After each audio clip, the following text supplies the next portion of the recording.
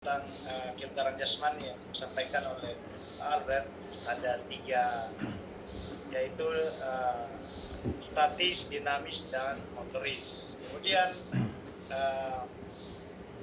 tentang peningkatan kebugaran jasmani itu tergantung dari latihan yang dilakukan. Baik, untuk sesi selanjutnya kita masuk dalam sesi diskusi, dan silakan Bapak Ibu yang ingin bertanya bisa melalui kolom chat ataupun bisa mengangkat tangan. Saya berikan kesempatan pada sesi pertama ini untuk 5 penanya, karena materi yang dibagikan tadi sangat luar biasa. Mungkin banyak pertanyaan yang sudah disiapkan oleh Bapak Ibu, sehingga Bapak Dr. Albert Kursanan Lampir sebagai narasumber yang luar biasa, Pak Muslegor dan rekan panitia, terima kasih telah memfasilitasi kegiatan hari ini. Saya langsung saja pertanyaannya. Terima kasih Bapak Dr. Robertus, di tengah-tengah pandemi ini masih bisa melakukan kegiatan. Bagaimana untuk seseorang bisa memperoleh kebugaran sebagai orang olahragawan maupun orang yang membutuhkan kebugaran, dan mungkin apa yang disampaikan tadi ada faktor-faktor yang mempengaruhi kebugaran jasmani, diantaranya ada makanan yang bergizi, kemudian ada waktu istirahat, olahraga, dan kesehatan maupun hiburan itu sangat penting. Pertanyaan saya yang pertama itu adalah bagaimana untuk memperoleh kebugaran itu dalam seminggu, kira-kira program latihannya berapa kali bagi seorang atlet maupun bagi kita sebagai guru maupun pelajar atau mahasiswa yang membutuhkan kebugaran. Itu yang pertama. Yang kedua, tentunya dalam program untuk memperoleh kebugaran jasmani, mungkin makanan apa saja yang perlu dikonsumsi sehingga kita bisa memperoleh kebugaran tersebut. Yang ketiga, mungkin ada sistematika latihan kebugaran jasmani, yaitu ada pemanasan, kemudian ada inti, dan juga ada latihan pendinginan atau cooling down. Mungkin ada standar, ada niut nadi, sehingga bisa dipastikan bahwa kita memiliki kebugaran walaupun di masa pandemi ini, karena jujur saja aktivitas kita belum bisa pastikan, apalagi kalau berbuka. Mungkin ini juga bisa memberikan tugas kepada peserta didik sehingga mereka bisa mengetahui bahwa memang di masa pandemi ini bisa mengetahui kebugaran, karena kita tidak memantau secara langsung, paling tidak harus memberikan tugas melalui konten-konten internet, melalui tugas-tugas yang diberikan supaya mereka bisa menguasai. Terima kasih ilmunya untuk kami. Secara khusus kami guru PJK yang luar biasa ilmunya dari Bapak Dr. Albertus, luar biasa. Terima kasih. Mungkin juga pertanyaan saya kembalikan. Terima kasih Pak. Terima kasih Pak Isai. Mungkin pertanyaan selanjutnya dulu, nanti setelah itu baru dijawab oleh Pak Albertus. Berikut bersama Elvin Dedi, silakan.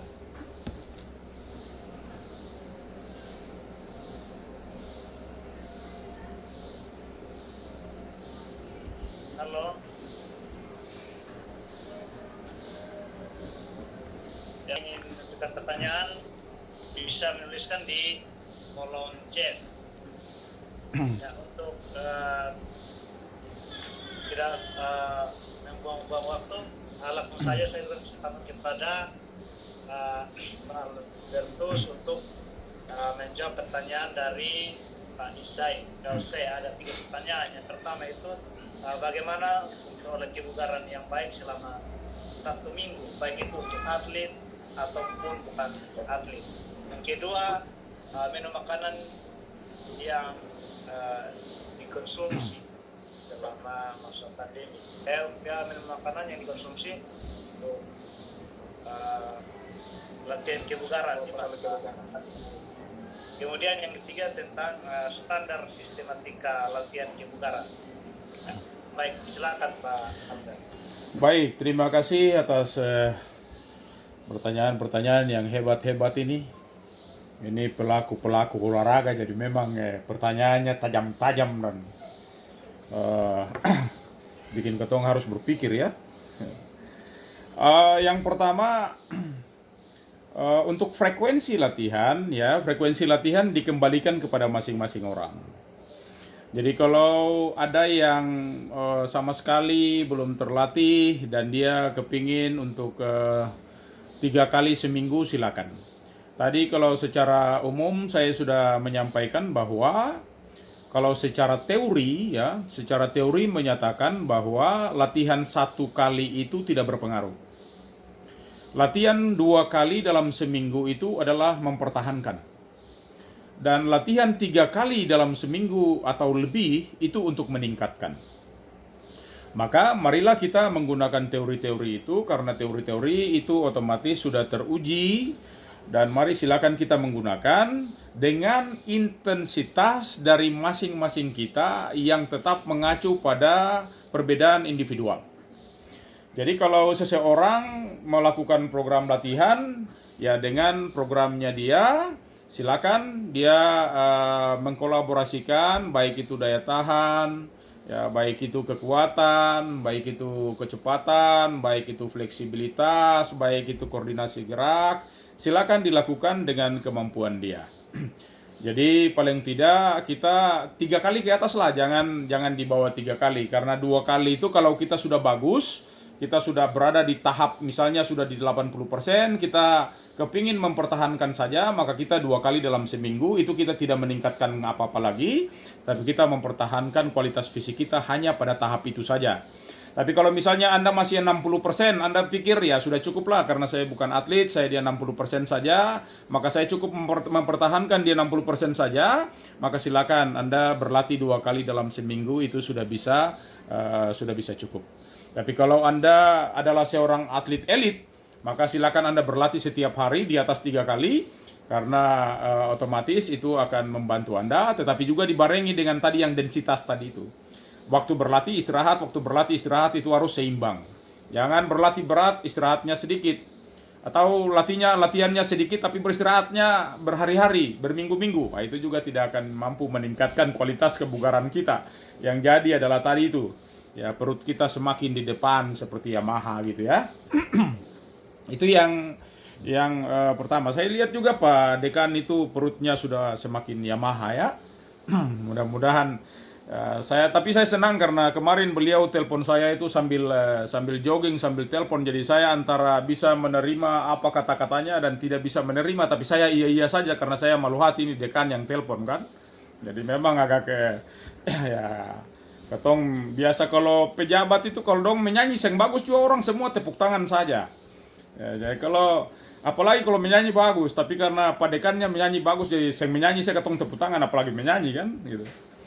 Ya, saya senang karena sahabat saya ini dalam berbagai kesempatan masih tetap berkomunikasi baik, meskipun pulang kantor masih setel saya punya lagu di mobil dan check the ribbon from your begitu. Yang anehnya itu antua seputar saya punya lagu baru tinggal telepon saya terus ini. Padahal terputar harusnya putar Dekan lagu dulu baru telepon saya supaya saya menikmati kebersamaan itu. Baik, itu yang terkait dengan frekuensi latihan kebugaran kita ya.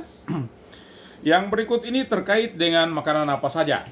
Ya, kalau makanan apa saja ini dikembalikan kepada masing-masing kita juga.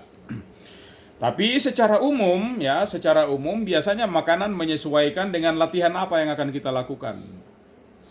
Misalnya saya kepingin latihan daya tahan yang cukup panjang, maka saya harus makan banyak karbohidrat. Gitu ya.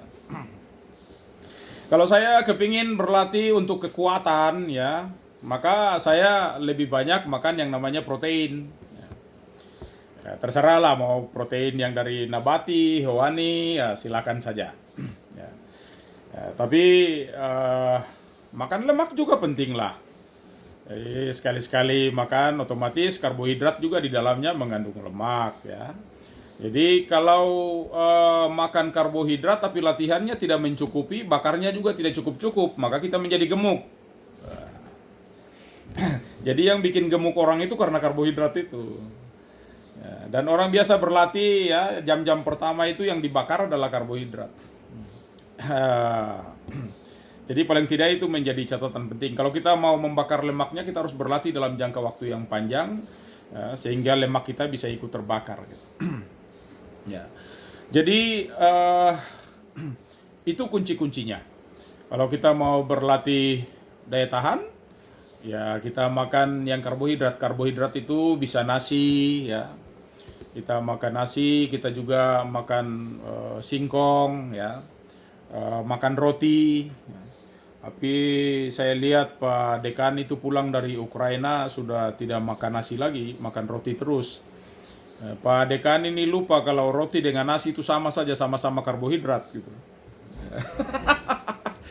Ya mungkin karena persoalan rasa gitu. Ya, rasa ini biasanya tergantung lidah sih. Jadi tidak apa-apa.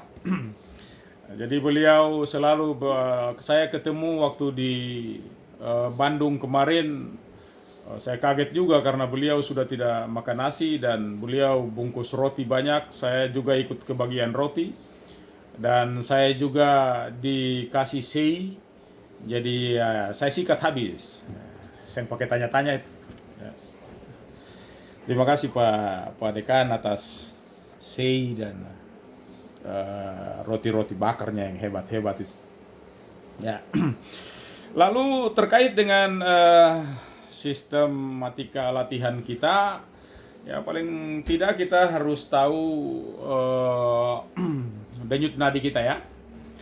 Jadi untuk seseorang bisa berlatih baik, ya harus tahu kunci-kuncinya itu. Kita mengetahui denyut nadi maksimalnya, otomatis kita menggunakan rumus itu ya, 220 dikurangi usia atau dikurangi umur.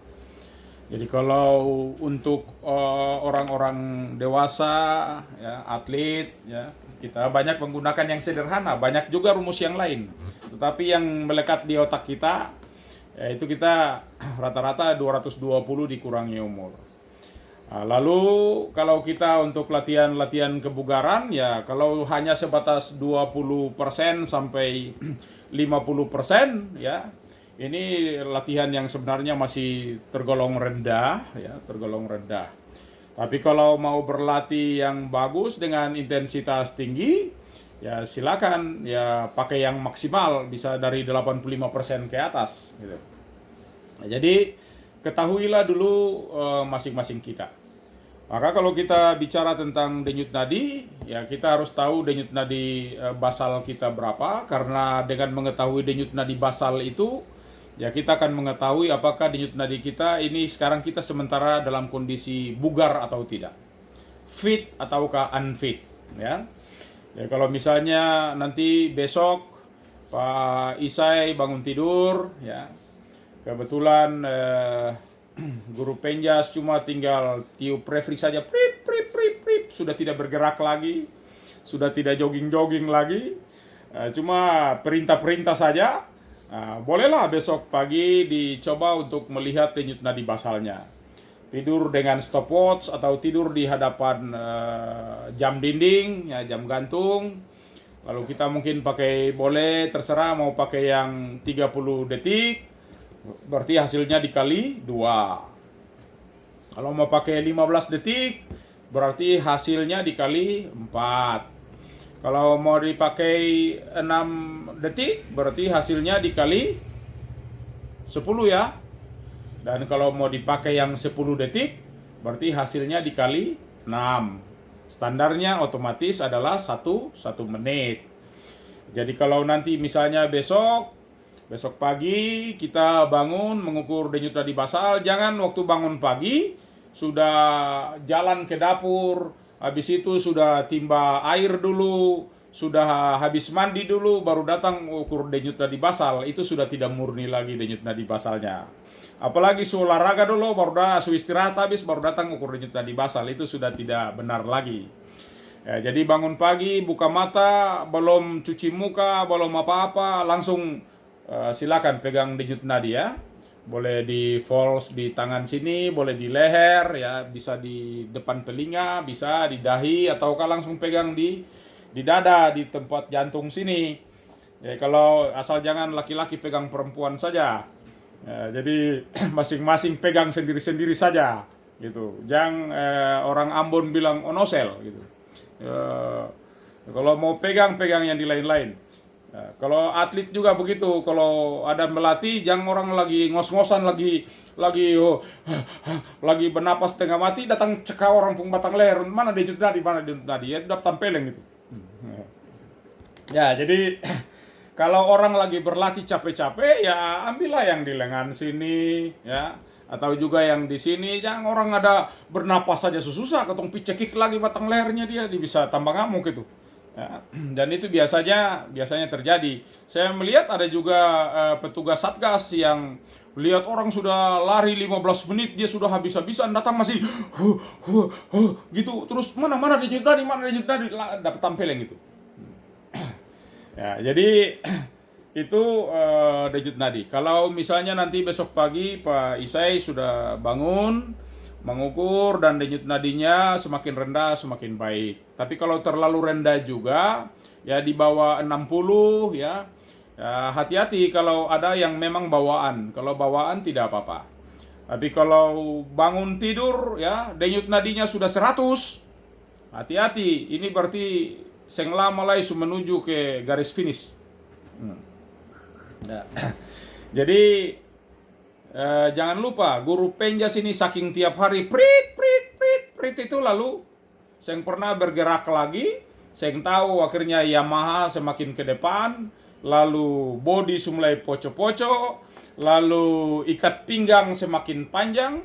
Rumus saya itu semakin panjang ikat pinggang semakin pendek usia. Nah, jadi hati-hati kalau ikat pinggang semakin panjang ganti celana. Celana susah yang bisa lagi, semakin gemuk ganti celana. Bukan orangnya yang menyesuaikan dengan celana, tapi celana selalu menyesuaikan ke orang. Jadi hampir setiap tahun ganti celana. Tadinya 33, habis itu tahun depan 36, tahun depan lagi 40. Ini dia menuju kepada kematian. Jadi itu artinya kita tidak disiplin menjaga kondisi kebugaran kualitas fisik kita, sehingga itu menjadi penting. Kalau bisa dari muda sampai tua itu ukuran celana tidak berubah. Kalau saya dari dulu sampai sekarang ukuran celana jeans itu 33-34. Jadi kalau ada ukuran lokal berarti 34. Kalau ukuran yang interlokal berarti 33. Nah, itu yang biasa saya pakai sampai sekarang. Saya masih, meskipun sudah Yamaha, tapi saya masih tetap masih bisa pakai celana yang sama. Ya, jadi saya kira itu buat Pak Isai, usahakan besok pagi bangun cek denyut nadi antara 60 sampai 80 ya. Ya. Jadi kalau di antara itu berarti denyut nadi kita normal. Di atas 80 berarti sudah tinggi ya. Tapi di bawah 60 juga silakan, kalau semakin atlet yang terlatih biasanya juga semakin rendah. Asal jangan terlalu rendah. Tapi kalau juga ada yang terlalu tinggi dan setiap waktu begitu berarti itu bawaan ya, bawaan. Mungkin itu juga bisa jadi patologi. Saya kira itu ya. Terima kasih Pak Isai, mungkin masih ada lagi. Ya baik Pak Albert, terima kasih atas penyampaiannya. Kita masih punya waktu 4 menit. Ya. 4 menit. Ada satu pertanyaan di kolom chat dari Pak Irwin Milu. Apa komponen kebugaran jasmani yang bisa meningkatkan kesehatan pada peserta didik di masa COVID? Semangat yang bisa meningkatkan kebugaran jasmani dan tidak jenuh dalam berolahraga. Itu pertanyaannya Pak Albert. Ya, jadi ada beberapa teori ya. ada sebagian teori menyatakan bahwa inti dari kebugaran jasmani adalah daya tahan. Ya. Tapi sebagian teori juga menyatakan bahwa inti daripada kebugaran jasmani adalah kekuatan. Jadi silakan kalau orang mau bugar itu ya berlatih daya tahan. Apakah itu bisa daya tahan kardiovaskular kita, ataukah juga daya tahan otot-otot lokal kita. Ya, kalau untuk daya tahan jantung paru kita, otomatis kita jogging, ya, jogging, lari. Tapi kalau mau daya tahan untuk kekuatan otot lengan kita atau otot-otot kita, misalnya dengan push up, berarti kita menambah ketahanan untuk otot lengan. Kalau kita squat jam, berarti untuk ketahanan otot-otot di tungkai, apakah tungkai atas maupun tungkai bawah gitu. Kalau kita mau ketahanan di togok, berarti ada push up, maksud saya ada sit up dan juga ada back up, ada juga knife, ada juga yang lain-lain ya. Jadi itu hal-hal yang perlu kita perhatikan. Tetapi kalau dalam rangka untuk membuat siswa itu happy, ya, maka siswa itu ketika orang mau happy itu dikasih latihan itu tambah mengantuk. Latihan daya tahan itu karena slow biasa. Ya, tapi bisalah divariasi sedikit, ya, pakai push up yang mungkin dengan tidak dengan ujung jari tapi dengan lutut. Ya, lalu kemudian tidak pakai waktu panjang-panjang, divariasi antara cepat, ada dibarengi sedikit reaksi ya. Mungkin tangan sebelah sikapnya push up di tanah, tapi tangan sebelah usahakan menangkap apakah itu tas kresek yang dibuang atau apa, sehingga dia punya tangan ikut berganti-ganti. Ya, itu menjadi pola-pola permainan yang akan disenangi oleh siswa-siswa. Jadi kalau itu siswa-siswa di kelas kecil, ya kita harus menyesuaikan dengan mereka dalam bentuk-bentuk permainan. Ya, kalau orang Ambon itu ada enggolari, ya silakan bermain enggolari. Ya, mungkin dengan enggolari itu seseorang bisa berlari terus-menerus ya, karena atau juga permainan menjala ikan atau menjatuhkan sapu tangan atau kucing dan tikus dalam lorong-lorong dan segala macam itu bisa digunakan sebagai variasi-variasi latihan di sekolah, sehingga anak-anak di samping bisa memperoleh kebugarannya, tetapi juga memperoleh kualitas fisik yang semakin baik atau semakin bugar. Jadi kalau guru penjas itu identik dengan tadi saya bilang fun. Maka seorang guru penjas itu dalam mengajar, kalau ada siswanya yang mukanya asam-asam, mukanya cemberut-cemberut, itu berarti bukan penjas itu. Gitu. Jadi kalau penjas maka harus happy, harus funky ya, untuk mendapatkan student well-being, kebahagiaan dari siswa itu. Banyak juga kita berpikir tentang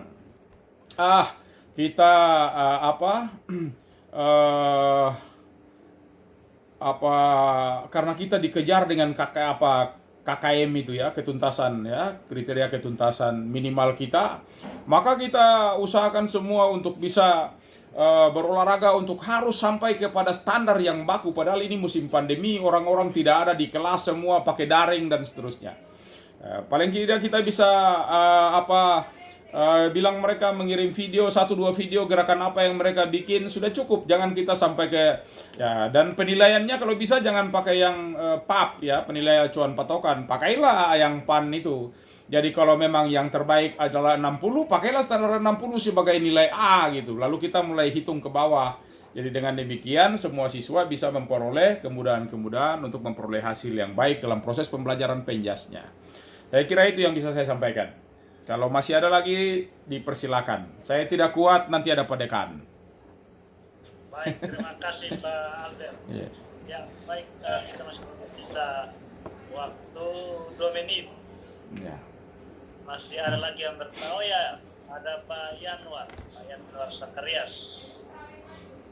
Ya, silakan Pak Yanwar. Baik, terima kasih.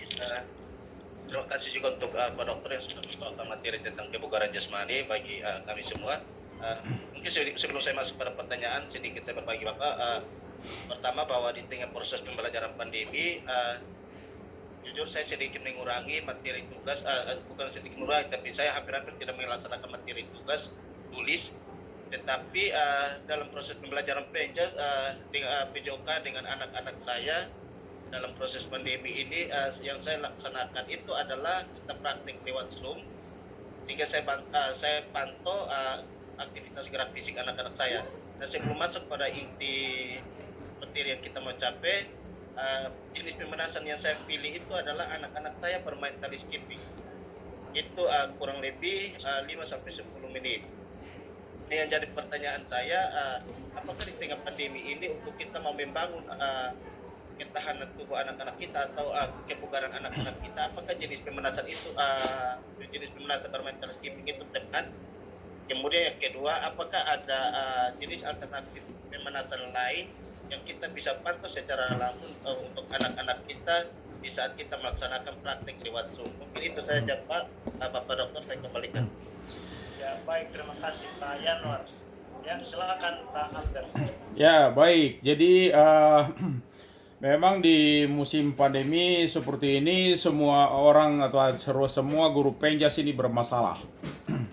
Bermasalah karena rata-rata kita ini kepingin anak-anak kita itu sama baku dapat tatap muka ya, jangan daring tapi luring. Dan kita masih selalu saja berpikir tentang luring. Padahal situasi tidak memungkinkan. Jadi yang pertama nanti kalau kita mau memberikan pemanasan itu sebaiknya memilih yang lain, jangan yang skipping ya. Kalau skipping itu di latihan kebugaran itu dianggap sebagai latihan kelincahan ya. Latihan kelincahan. Jadi kalau latihan kelincahan itu bisa mengakibatkan seseorang itu cedera ya, karena mereka belum siap, otot-ototnya belum siap, kondisi fisiknya belum siap, jadi itu bisa mengakibatkan cedera. Yang penting bahwa di pemanasan itu jangan lupa tetap latihan fleksibilitasnya tetap jalan. Jadi dengan banyak kita melakukan peregangan itu bukan untuk latihan fleksibilitas. Banyak kita melakukan peregangan itu hanya untuk pembukaan. Nah, sekali-sekalilah bikin latihan peregangan itu menjadi latihan pemanasan, bisa gitu. Yang biasanya kita menggunakan waktu yang durasinya lebih pendek, sekarang kita dengan menggunakan durasi yang lebih panjang misalnya. Coba nanti dicoba-coba di rumah. Bahkan saya sekarang sedang mendesain bentuk-bentuk latihan peregangan kepada usia di atas 50 tahun. Dan tidak menggunakan beban-beban yang lain selain hanya menggunakan kursi saja. Jadi mengapa menggunakan kursi? Karena rata-rata kita banyak duduk di belakang meja, guru-guru, pegawai di kantor dan segala macam. Sehingga saya sekarang sedang membuat buku juga yang salah satu bentuk latihan peregangannya adalah dengan menggunakan media kursi. Marilah kita menggunakan. Kalau kita pikir latihan peregangan itu tidak bisa membuat orang keringat, salah. Ketika kita meningkatkan temponya, meningkatkan misalnya dengan gerakan yang dinamis ya, 2, 3, 4, kita naikkan temponya, orang pasti akan keringat gitu. Yang juga dengan latihan-latihan peregangan yang biasa dengan kualitas waktu yang kita panjangkan, volumenya kita, durasinya kita panjangkan dan seterusnya, tekanannya ya, intensitasnya kita tingkatkan, maka dengan sendirinya kita sudah bisa keringat. Lari-lari kecil itu sudah bisa keringat. Jadi kalau di dalam melakukan untuk pemanasan untuk anak-anak itu ya mulai dari lari-lari kecil saja dulu. Ya, kalau bisa nanti kalau skipping itu ada, masuk di latihan inti. Karena di sana kalau mau pakai skipping itu sebenarnya untuk pergerakan footwork, gerakan kaki, kemudian volumenya mau dipanjangkan juga silakan. Bisa untuk daya tahan juga bisa. Kalau saya skipping dulu sampai berjam-jam dengan skipping itu dia menjadi daya tahan, bukan menjadi kelincahan. Nah, tapi kalau dibikin dalam durasi yang pendek dan gerakannya yang cepat, maka dia menjadi kelincahan. Maka kalau kita sudah bicara tentang kelincahan, itu sudah bicara tentang sensori motorik. Jadi sudah tidak bicara tentang otot lagi, tetapi bicara tentang saraf-saraf kita. Nah, jadi ini yang nanti perlu disampaikan. Untuk latihan-latihan biasa, oke, dari intensitas yang rendah sampai ya dari jogging-jogging perlahan sampai ke jogging yang agak cepat, dari jogging-jogging biasa sampai bisa melompat-lompat karton atau melompat-lompat sepatu-sepatu yang kita sudah susun dengan cara-cara khusus ya, dengan lari silang sana sini, dengan meletakkan koran di depan dada dan kita berlari dan usahakan supaya koran tidak jatuh. Itu bagian-bagian yang bisa merangsang siswa untuk terus melakukan, apakah itu bisa masuk di materi-materi yang sifatnya sprinter dan seterusnya. Jadi kalau kita mau melatih sprinter, melatih sprint ya, lari cepat, lari sprint, maka di pemanasan kita bisa menggunakan yang enggolari ya, atau kita juga bisa menggunakan lari dengan kertas koran di depan dada, tidak boleh jatuh ya, bahkan kalau bisa angin dari belakang sehingga kita berlarinya semakin cepat. Maka dengan sendirinya lari 100 meter tidak kita dapatkan, tetapi lari sprintnya kita dapatkan. Nah, ini bentuk-bentuk variasi kreasi yang bisa kita siapkan untuk proses pembelajaran di sekolah kita. Ya, dan kita ingat sekali lagi, kita mengajarkan penjas di sekolah itu tidak menjadikan mereka sebagai atlet. Jadi kalau materinya misalnya sepak bola, kita tidak sedang mengajar mereka untuk menjadi seorang atlet sepak bola. Atau materinya misalnya bola voli, kita juga tidak sedang mengajar mereka untuk bisa menjadi atlet bola voli. Jadi kita belajar gerak dan belajar melalui gerak itu. Yang penting mereka aktif di dalam melakukan pergerakan main voli. Apakah dia pukul bola itu kencang, ya keras, tapi dia tidak ke depan, tapi dia ke kiri, ke kanan, atau ke belakang, ya tidak apa-apa. Tapi dia sudah melakukan pukulan passing itu. Nah, itu kita bisa menilai untuk untuk partisipasi mereka, keaktifan mereka, ya itu sosialisasi mereka di dalam kelompok, di dalam grup dan seterusnya. Itu manfaatnya ada. Jadi bagaimana kita mengajarkan mereka untuk hal-hal itu yang terkait dengan penjas ya. Saya kira itu yang bisa saya sampaikan. Nanti kalau Pak Dekan mau menambahkan juga dipersilakan. Ya baik, terima kasih Pak Albert. Karena waktu kita sudah pas, maka untuk sesi diskusi pada sore hari ini kita tutup. Mungkin pada kesempatan ini beberapa menit, 1 menit ke depan mungkin Pak Dekan ingin menambahkan atau menyampaikan sesuatu, saya persilakan. Cukup jelas. Mantap. Ya. Jangan kasih kesempatan buat Pak Dekan itu bicara karena nanti jadi konflik lagi. Cukup jelas, luar biasa. Terima kasih. Baik, terima kasih Pak Dekan. Ya. Terima kasih atas materi maupun penjelasan yang sudah disampaikan oleh Pak Albert. Kita banyak mendapatkan ilmu yang bermanfaat di sore hari ini, khususnya untuk latihan kebugaran di masa pandemi ini. Ada beberapa hal yang dapat yang bisa saya catat di sini. Yang pertama itu secara teori itu frekuensi latihan kebugaran itu jika 1 kali dalam seminggu itu tidak berpengaruh. Kemudian untuk mempertahankan kebugaran jasmani itu latihannya 2 kali. Kemudian untuk meningkatkan maka latihan kebugarannya itu 3 kali, seterusnya. Kemudian komponen kebugaran jasmani yang selama dalam masa pandemi ini lebih disarankannya untuk latihan daya tahan. Kemudian yang terakhir disarankan untuk dalam meningkatkan kebugaran jasmani untuk peserta didik di masa pandemi ini, lebih ditekankan untuk latihannya untuk latihan fleksibilitas. Nah, demikian yang dapat saya catat di sini. Terima kasih Bapak BKM yang sudah familiar ya di keluarga besar kami yang lain, dan saya sendiri sudah berjumpa dengan Bapak Albert di dua sesi. Di sesi kedua kami harap ini akan bukan perjumpaan yang terakhir Bapak Albert. Jadi sekiranya pengalaman beliau di bidang organisasi, di bidang praktis di olahraga, dan juga yang tidak kalah penting dalam bagian konsep-konsep kajian sudah dijelaskan untuk bisa disebarluaskan kepada kami semua. Dan pada kesempatan ini Bapak Ibu peserta, inilah momentum yang sangat baik karena kita bisa mendapat informasi langsung dari Bapak Albert, karena beliau sudah tulis 5 buku dan saya ringkas, salah satunya tentang tes dan pengaturan olahraga.